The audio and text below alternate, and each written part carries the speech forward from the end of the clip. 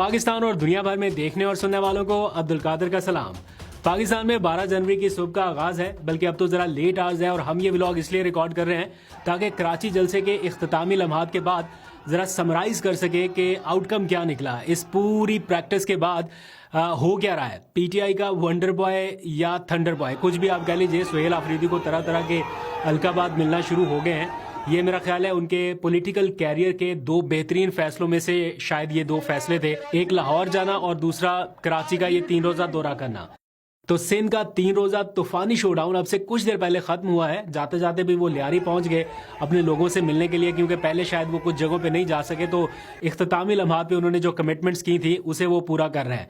इस time PTI के जो कारकुनान हैं उनकी सिचुएशन को अगर एक तस्वीर में समराइज किया जाए तो वो कुछ इस किस्म की है। तो आप सुहेल आफरीदी को 10 में से कितने नंबर देंगे इस पूरी एफर्ट के लिए, वो जरा कमेंट सेक्शन में बताइएगा।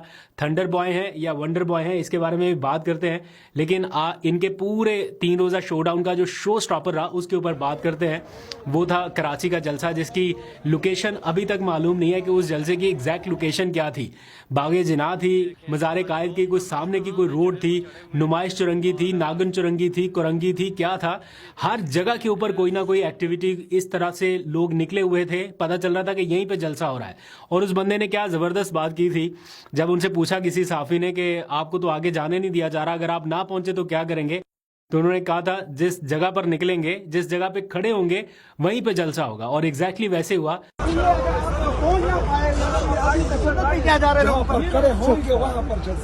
ओवरऑल इस जलसे के बहुत सारे विजुअल्स इस वक्त सोशल मीडिया के ऊपर वायरल हैं, क्लिपिंग की शक्ल में आप देख रहे हैं, लेकिन उनमें से एक क्लिप ऐसा है जो मेरा मोस्ट फेवरेट है। अभी कुछ ही देर में आपको सुनाऊंगा, दिखाऊंगा बल्कि। और वैसे ओवरऑल 3 क्लिप्स ऐसे हैं जो इस टाइम बहुत तेजी से वायरल हो रहे हैं।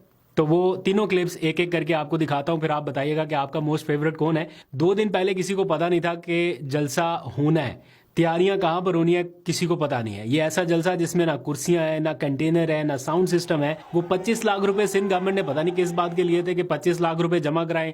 वो 5 लाख रुपए सिक्योरिटी भी थी, पता नहीं इनको वापस मिलेगी या नहीं मिलेगी। अब मुखालफिन जो है वो ये जरूर कह सकते हैं कि देखें जी लोग नहीं निकले, देखें जी ये हो गया वो हो गया, क्योंकि प्रॉपर एक जगह पे मुनज्जम तरीके से अरेंजमेंट्स नहीं हो सके। लोग कोई इधर फैले हुए हैं, कोई उधर गए हुए हैं, कोई इस चौरंगी पे है, कोई उस चौरंगी पे है। तो हर जगह पे डिवाइड, जहां पे पहुंचना था वहां पहुंच नहीं सके, जहां पे खड़े थे वहीं पे लोग थे। तो ये सारा कुछ तो आपको देखने को मिला। तो ये एक तरह से पीटीआई की फेवर में चला गया कि जिस जगह पे वो देख रहे थे उस जगह पे कोई ना कोई एक्टिविटी हो रही थी। थोड़ी देर में आपको कुछ क्लिपिंग्स भी दिखाऊंगा ताकि आपको जरा बेहतर आइडिया हो सके कि क्या माहौल और मंजरनामा था। ओवरऑल इस सारे मंजरनामे में जो ज्यादातर लाइमलाइट है वो ऑब्वियसली सुहेल आफरीदी की तरफ जा रही है, लेकिन इसमें थोड़ा क्रेडिट देना पड़ेगा कुछ और लोगों को भी, नौजवान क़यादत को भी। शाहिद खटक, मीना खान अफरीदी, शफी जान, फतेहुल्लाह बरकी और बहुत सारे लोग हैं जिन्होंने फ्रंट फुट पे रहते हुए पार्टी को उस मोड में डाल दिया जिसकी पार्टी को इस वक्त जरूरत थी।